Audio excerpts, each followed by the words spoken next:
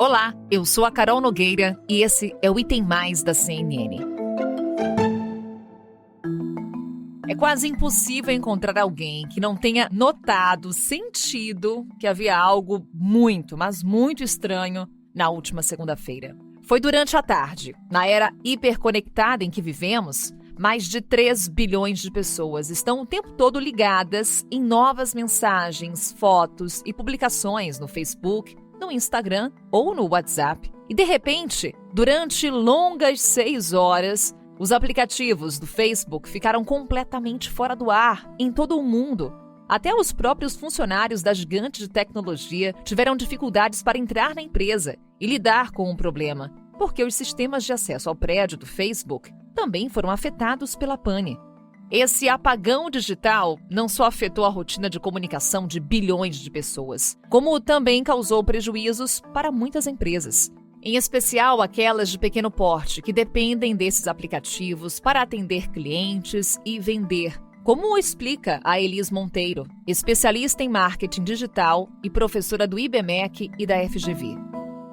Os impactos para os pequenos negócios, os médios negócios, são muito grandes. Óbvio, né, que a gente sabe que a internet é sujeita a quedas, a instabilidades em geral, mas o impacto para os negócios é uma coisa assustadora, porque se a gente parar para pensar, não só 99% dos celulares hoje têm um WhatsApp, como a maior parte dos negócios hoje depende de alguma forma, não só para se conectar usando serviços de mensageria, como o WhatsApp ou Messenger, mas muitos dependem para vender produto, né, seja usando os canais de Instagram, os anúncios de Facebook. Então, se a gente parar para pensar, é um universo de comunicação, é um universo de publicidade e é um universo de negócio que está envolvido nessa queda. Então, se a gente parar para pensar nas grandes plataformas com as quais o Facebook trabalha hoje, a gente está falando não só do maior serviço de mensageria do mundo, que é o WhatsApp, a gente está falando de uma das maiores redes sociais do planeta, que é o Instagram, a gente está falando de outra rede social imensa, que é o Facebook, uma rede de sites parceiros, cujos anúncios são veiculados diretamente da plataforma de gerenciamento de negócios e de anúncios do Facebook,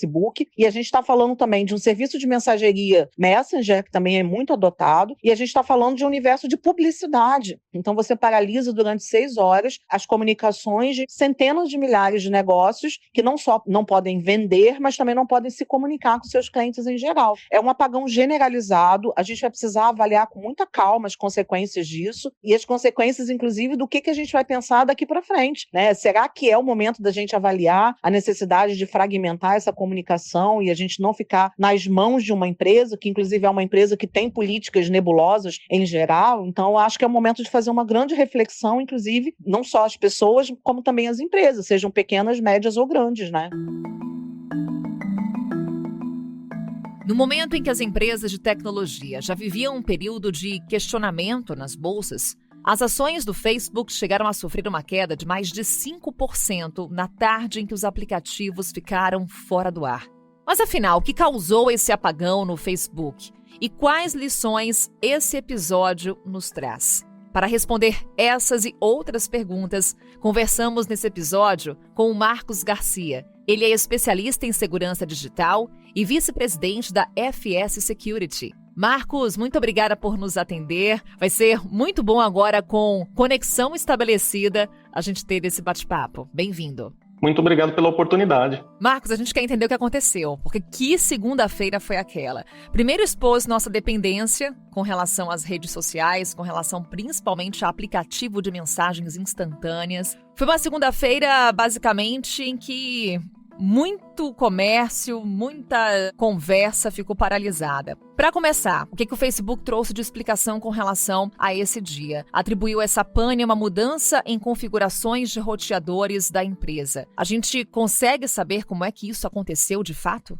O que aconteceu durante a própria indisponibilidade, né? Alguns especialistas em redes, né, mundiais aí já estavam, inclusive, trazendo, né, esse diagnóstico do que aconteceu, né? Então, o presidente, o CEO da Cloudflare, acho que por volta da 1 da tarde, alguma coisa assim, ele colocou que há tantos minutos, 20 ou 30 minutos atrás, ele percebeu que tinha recebido uma configuração, né, uma atualização de configuração, onde basicamente o Facebook estava dizendo meio que os servidores deles deixaram de existir, por assim dizer, né? Ele estava apagando todas as rotas, não existia mais caminho para o data center, a rede do Facebook. Então, o que o Facebook eventualmente confirmou, né, no release dele mais à noite aqui no Brasil, foi de que foi isso que aconteceu. Então, foi aplicada aí uma configuração errada no sistema de rotas, que basicamente é o sistema que diz para a internet como chegar nos servidores do Facebook, né, no data center ali. E foi apagado esse caminho. Eles, de certa forma, apagaram as estradas, né? E aí a internet não sabia mais como chegar lá.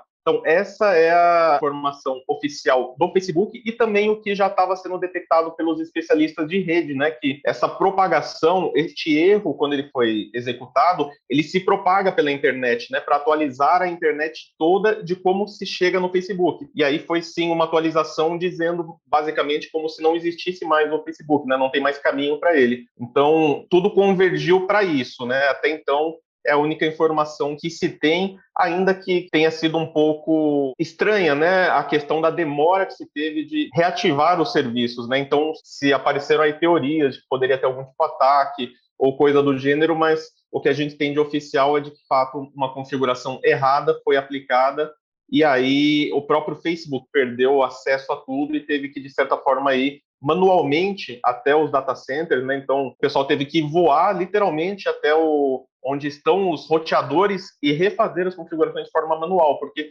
todos os outros sistemas pararam de funcionar, inclusive sistemas de segurança, né? Os funcionários não conseguiam entrar no prédio, por exemplo. Pois é, Marcos, foram longas horas. Exatamente isso que chamou a atenção, porque eventualmente o WhatsApp, Facebook, Instagram saem do ar. A questão foi o tempo que isso durou. O que a gente pode deduzir com relação a isso? As chances disso voltar a acontecer, elas são grandes?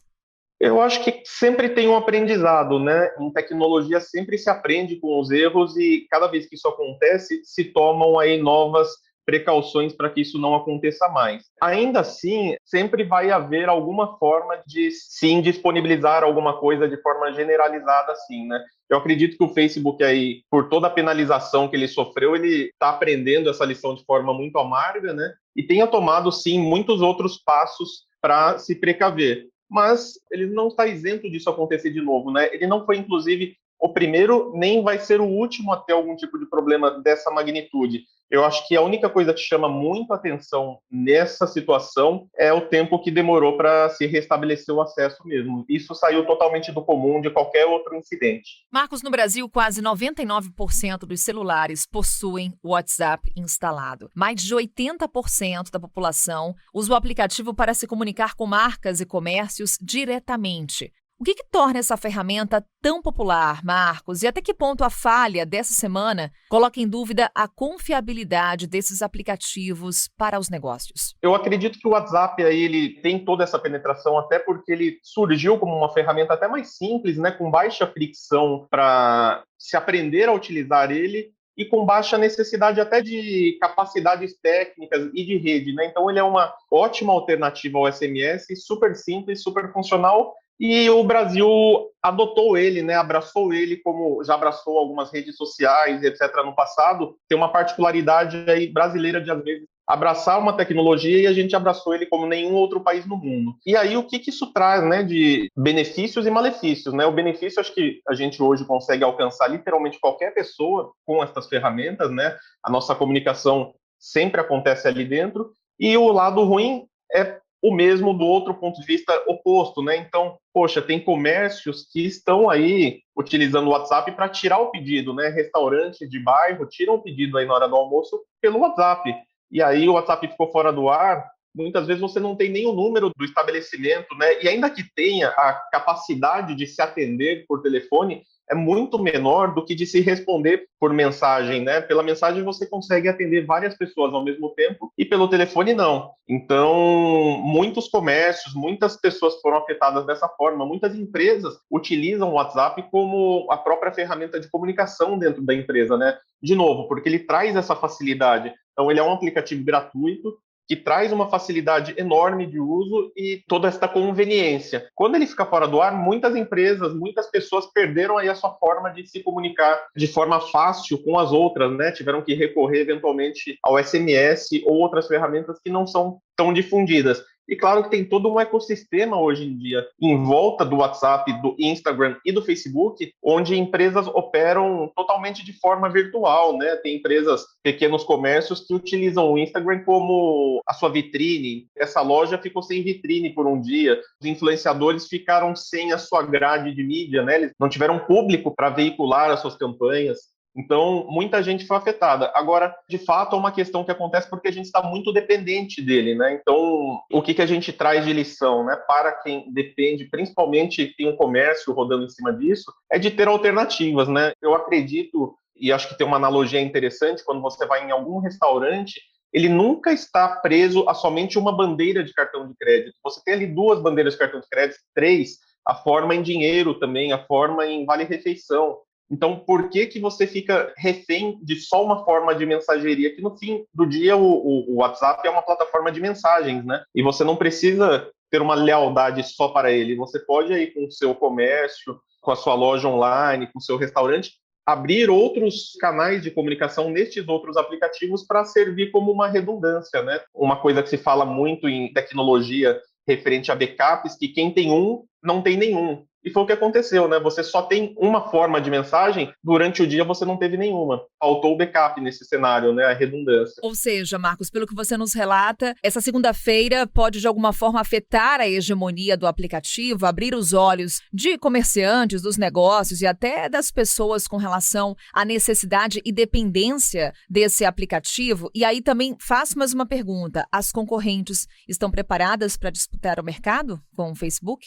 Com certeza abre os olhos. Então, uma das coisas até interessantes que aconteceu logo na sequência foi que se começaram a disparar mensagens, né, de marketing por SMS e afins, justamente oferecendo outros caminhos de comunicação para as empresas, dizendo para ela que, já que ela está refém ali, que ela não fique mais, né, e dando aí outras alternativas de comunicação.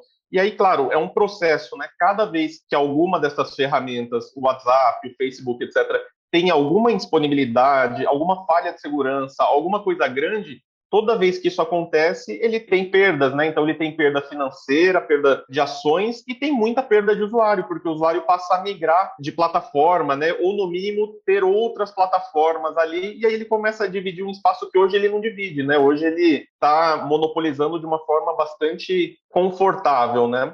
E aí a questão dos aplicativos, se eles estão preparados, eu diria que sim. De novo, na nossa visão aqui brasileira, só existe praticamente o WhatsApp, né? A gente usa muito o WhatsApp, o Telegram cresceu bastante também, mas o mundo de muita gente está nesse trio aí, né? WhatsApp, Facebook e Instagram. Quando você vai para outros países, você já vê que não é bem assim a distribuição, né? Tem países que os aplicativos brigam de igual para igual e tem países, eventualmente, que são até menores, né? Então, por este mesmo motivo, esses outros aplicativos já estão mais do que capazes de suportar, sim, toda a demanda que a gente possa eventualmente colocar na plataforma aí. Eu acho que lá atrás, quando o WhatsApp foi bloqueado por uma decisão judicial, teve uma migração muito, muito, muito grande após os portais sugerirem outros aplicativos, e os aplicativos chegaram a ter até alguma indisponibilidade momentânea pela velocidade que um país inteiro entrou na plataforma, né? Mas naquela época, e isso aí já tem alguns anos, eles já adequaram as capacidades e já ficaram aptos a receber, né, toda a nossa carga. Então, hoje em dia, eles já estão mais do que aptos, tanto em funcionalidades quanto em capacidade técnica. E até de segurança, eles sim conseguem competir de igual para igual. Gente, o Facebook fez um pedido de desculpas, como eu falei, agora pouquinho pelo Twitter, mas não basta falar, vamos mostrar. Veja aí comigo, vou traduzir. É isso, para a enorme comunidade de pessoas e empresas ao redor do mundo que dependem de nós, sentimos muito. Temos trabalhado muito para restaurar o acesso aos nossos aplicativos e serviços e estamos felizes em informar que eles estão voltando a ficar online agora. Obrigado pela paciência conosco. Os serviços do Facebook voltaram a funcionar normalmente. E a empresa não só pediu desculpas pelos problemas causados pela pane, como também procurou esclarecer o que provocou esse apagão, além de destacar que os dados dos usuários não foram comprometidos pela falha. Mas mesmo depois desse esclarecimento oficial sobre os motivos que levaram ao apagão desta semana, a falha causou reações das mais diversas. Desde piadas bem-humoradas até especulações ou teorias da conspiração sobre outras possíveis causas para o problema. E é inevitável a dúvida com relação à nossa segurança digital. Eu volto a conversar com o Marcos Garcia. Em que medida o caso Facebook traz um alerta para a utilização de outros aplicativos? No sentido de que, Marcos, é cada vez mais comum, por exemplo, que a gente utilize serviços públicos, serviços bancários, via aplicativo, via celular. Esses sistemas, eles são seguros? Estão sujeitos a falhas tão grandes como essa que vimos agora no Facebook? Nossos dados, por exemplo, correm riscos? Infelizmente, sim. Todos os aplicativos, tudo que a gente tem aí nesse mundo digital, está sim sempre suscetível a falhas, ataques. Então, pode sim eventualmente ter vazamento de dados, pode ficar indisponível. Isso, infelizmente, é a contrapartida do mundo digital, né? Eu consigo te dar um cenário que é até engraçado, mas é real, que aconteceu alguns anos atrás. Um país inteiro ficou sem internet, e aí, claro, todos os aplicativos param de funcionar na prática, né? Porque um navio acabou rompendo a conexão que passa pelo mar, né? Os cabos de fibra ótica são submarinos, né? Então, um navio eventualmente rompeu um desses cabos e isolou um país, ou até um pouco mais, da internet por um período razoável de tempo. Isso pode acontecer, né? Esse é um limite extremo, um limite onde você tem uma perda da conexão por um evento adverso físico desse, né? Seja um navio, seja um terremoto, seja alguma coisa, mas também tem outras formas como essa que aconteceu com o Facebook, então de uma configuração problemática, uma falha de segurança, um ataque distribuído em diversas plataformas, né? Tudo isso pode acontecer, mas eu entendo que é o preço que se paga pela evolução, né? Então, a evolução que a gente consegue hoje, a praticidade é muito grande com todas essas ferramentas, com esses aplicativos, e o contraponto aí é que eles têm um ponto de falha, né? Nem que o ponto de falha eventualmente seja a própria internet, mas ela existe. E aí, infelizmente, eventualmente vão falhar, né? A gente já teve no passado outros serviços e sistemas que tiveram aí suas indisponibilidades ou falhas de segurança, né? E aí, em todas as grandes empresas, sem exceção das top mundiais aí que a gente convive no dia a dia, elas já tiveram alguma coisa do gênero, mas cada vez mais elas se blindam, né? Isso quer dizer que não vai ter mais? Infelizmente não, mas a gente vê que está cada vez mais raro, né? Felizmente, cada vez mais raro para que a gente possa cada vez mais ter o nosso mundo digital, né? Nossa identidade digital, nossos documentos digitais, e que tudo possa ser nessa direção da conveniência e praticidade e, eventualmente, até segurança. Essa é a grande questão, né, Marcos? Dependemos dessas ferramentas. A gente tem como se proteger? A gente fala aqui bastante de como as empresas podem, de alguma forma, trazer segurança para os nossos dados. E nós? A gente tem alguma alternativa?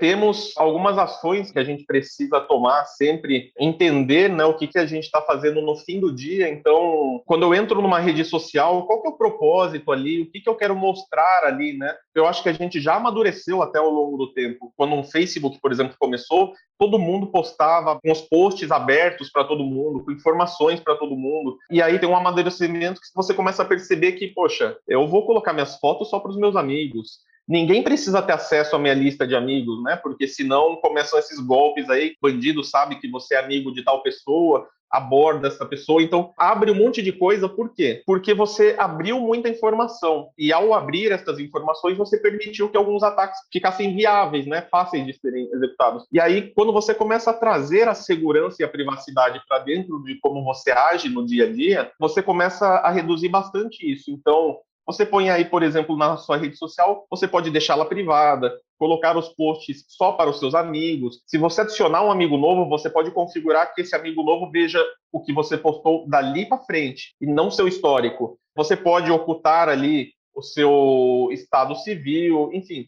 Tem diversas coisas que você pode fazer nestas redes e que você tem que levar como uma pessoa física para a vida online, que é nunca enviar mais dado do que é necessário e do que você pretende fazer com aquilo, né? E aí, desta forma, você se protege de, eventualmente, um bandido não sabe que você está viajando naquela semana, por exemplo, não é porque o seu Instagram está fechado. Você pode postar sim as suas fotos de viagem, mas se ele estiver fechado só para os seus amigos, por exemplo, você já está mais segura de saber que ninguém vai saber que a sua casa pode potencialmente estar vazia naquele período, né? Então, é muito de consciência de que dados você disponibiliza em que plataformas, por que você disponibiliza e como você disponibiliza, né? Eu acho que dessa forma você se protege muito. Do outro lado da história, a gente tem aí a LGPD, que chegou para regular, né, regulamentar todo esse uso dos dados e o que as empresas fazem com esses dados. E mais importante, ela não só exige boas práticas, exige metodologias, exige responsáveis,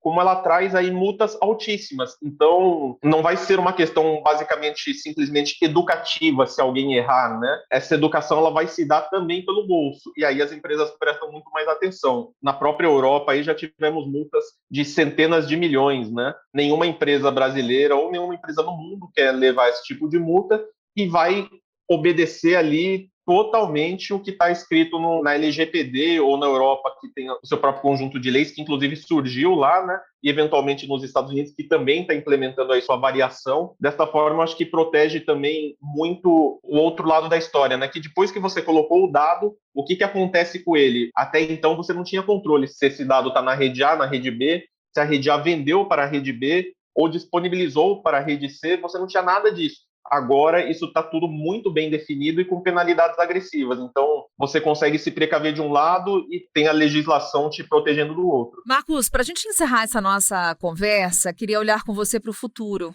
O que ele nos reserva em termos de tecnologia? Há, por exemplo, novas tecnologias em desenvolvimento que podem substituir os aplicativos. Quando a gente pensa em tecnologia, a gente sempre pensa em filmes de ficção científica. Tem alguma coisa que pode vir para revolucionar no assunto comunicação?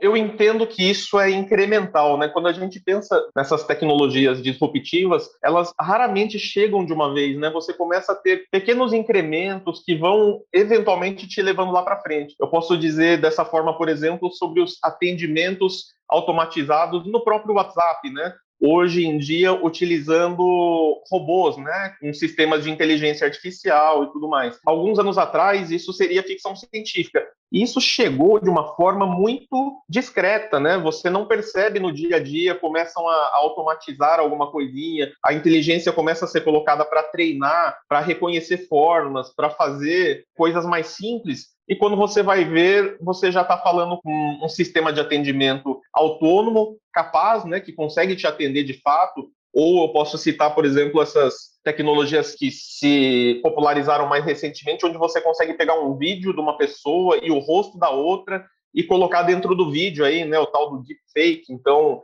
isso é tudo inteligência artificial e que são pequenas coisas que vão aparecendo no dia a dia, muitas vezes parecem brincadeira ou se usa de uma forma talvez lúdica, e eventualmente isso encontra uso em sistemas de segurança, em sistemas de reconhecimento, em sistemas de biometria, né, para reconhecimento da pessoa. Tudo isso gera ganho. Então, não consigo, acho que ninguém consegue hoje dizer, trazer aí o que tipo de disrupção vai ser a próxima, né? Mas eu acredito que a gente vai ver cada vez mais um pouquinho de incremento de uso de tecnologias que a gente já tem, de inteligência artificial, de reconhecimento de voz, né? Então, hoje a gente não tem, por exemplo, mas eventualmente eu posso estar conseguindo falar dentro do próprio WhatsApp um chinês, eu falando, mandando um áudio para ele em português e o áudio sendo traduzido em chinês, usando inclusive a minha voz, sem aquela coisa automatizada, né? Então vai parecer para o chinês que eu estou falando em chinês de fato. Eu entendo que este tipo de coisa está ao alcance e está sendo trabalhada.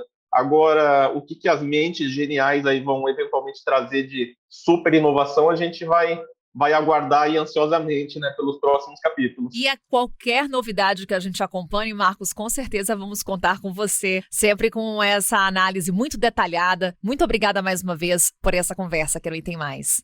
Eu que agradeço e estou aqui disponível sempre que necessário. Gosto muito de tecnologia, estou sempre pesquisando, né, o auge aí do que está acontecendo, e eu acredito que sempre que possível vai ser sempre um prazer contribuir com vocês. Sem dúvida, sempre online então, Marcos. Muito obrigada mais uma vez.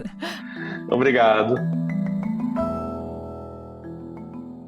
E assim encerramos esse episódio do Item Mais, conectados online, daquele jeito que estamos acostumados e que a gente gosta, né? Um bom fim de semana e a gente se vê na segunda-feira. Até lá. Com a minha apresentação, Carol Nogueira, esse podcast foi produzido pela Maremoto para a CNN Brasil. Roteiro e pesquisa, Daniel Miller. Pauta e produção, Danilo Santana. Edição e sonorização, Adriana Sanches. Coordenação geral, Paula Weinberg. Coordenação de produto, Verônica Schneider. Coordenação editorial, Diego Toledo. Direção de jornalismo digital, Daniel Tosi. Você também pode ouvir o Item Mais no site da CNN Brasil e aproveite para conhecer os nossos outros programas em áudio. Acesse cnnbrasil.com.br/podcasts.